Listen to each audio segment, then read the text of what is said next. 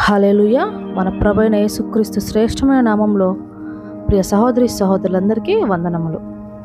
ఈరోజు జీవాహారము యెషయా గ్రంథము 48వ అధ్యాయము 17వ వచనము. నీకు ప్రయోజనము కలుగునట్లు నీ దేవుడైన యెహోవానగు నేనే నీకు ఉపదేశము చేయుదును, నీవు నడవవలసిన త్రోవను నిన్ను నడిపించుదును. ఆమెన్. ప్రియ సహోదరి సహోదరులారా, ప్రభువు నడవవలసిన త్రోవలను మనకు నేర్పిస్తా అంటున్నారు. అవి ఎటువంటి త్రోవలంటే నీకు ప్రయోజనము కలుగు మార్గముల గుండా. యోహాను సువార్త 14:6 వచనంలో ఆయన సెలవిస్తున్నారు, నేనే మార్గమును సత్యమును జీవమును, నా ద్వారానే తప్ప ఎవడను తండ్రి యొద్దకు రాడు అని. మరి ఈరోజు నువ్వు ఆ మార్గమును ఎరిగి ఉన్నావా, కనుగొన్నావా? సత్యమైన మార్గము నీకు ప్రయోజనం కలుగుతుంది, నీకు జీవము, నిత్య జీవము తీసుకొస్తుంది.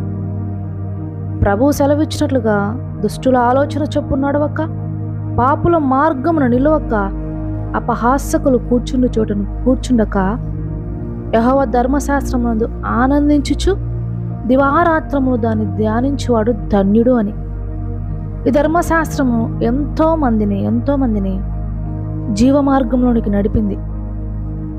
కనుక నీకు ప్రయోజనము కలగాలంటే ఆయన యొక్క ఉపదేశములను వినాలి.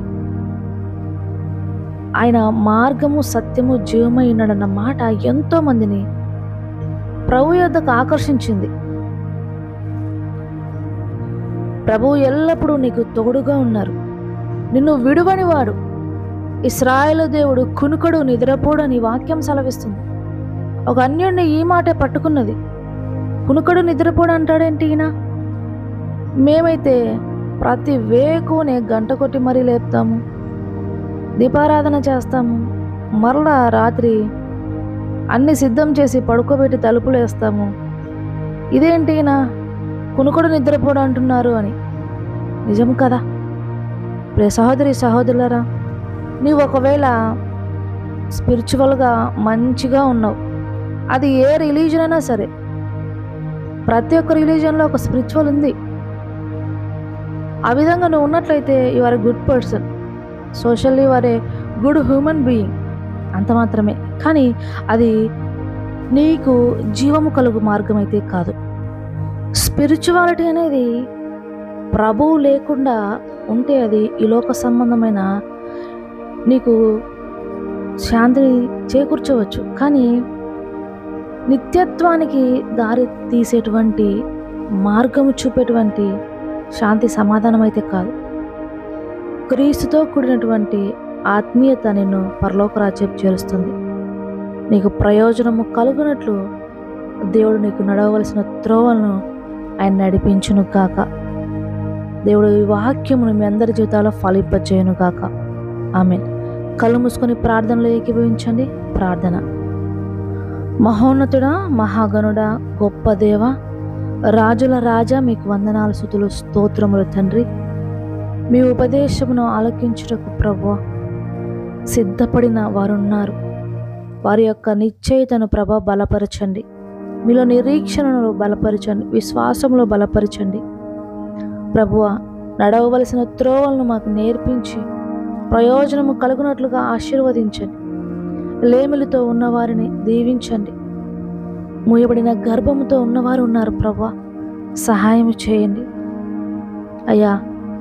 నీవు మా యొక్క జీవితములన్నింటినీ ఎరిగినవాడు, మా యొక్క ఫ్యూచర్ అంతటిని ఎరిగినవాడు. ఈ లోకంలో ఏమున్నా లేకున్నా మీరు మాతో ఉన్నారనే నిశ్చయత ఈ లోకంలో మమ్మల్ని బ్రతికిస్తుంది ప్రభు అంటూ వారి యొక్క జీవితాలను పరిపూర్ణంగా మీకు సబ్మిట్ చేసుకునేవారు ఉన్నారు ప్రభా, సహాయం చేయండి తండ్రి. ఈ లోకంలో అన్యాయానికి గురి అవుతూ న్యాయం కోసము తండ్రి ఎదురు చూచేవారు ఉన్నారు, అటు వారికి న్యాయమును తీర్చండి. తాంత్రిక మాంత్రిక శక్తులతో పీడింపబడుచున్నవారు, ప్రార్థనా వసతులు అరిగిన వారు ప్రభా సహాయం చేయండి. విడుదలను దయచేయండి. వారి జీవితంలో గొప్ప మార్పును దయచేయండి తండ్రి. దేశం కొరకు మంచి వర్షమును దయచేయండి. రైతులను, వారి కుటుంబాలను దీవించండి. సంఘమును, సంఘ కాపరులను, మిషనరీ, ఎవాంజలిస్టును దీవించండి తండ్రి. పరిచర్య అంతటిని నూరంతలుగా విస్తరింపచేయండి తండ్రి. ప్రతి వానికి మారు మనసు దయచేయండి. నీ ద్వారా పరలోకం చేరు మార్గంను కనుగొనుటకు సహాయం చేయమని ప్రతి బిడ్డను మీ పాదసన్నిధికి సమర్పించుకుంటూ సమస్త స్తుతి మహిమ ఘనత మీకే చెల్లిస్తూ నా ప్రభును నా రక్షకుడైన యేసు నామంలో అడిగి వేడుకుంటున్నాను పరమ తండ్రి. Amen, amen, amen. God bless you all. Have a great day.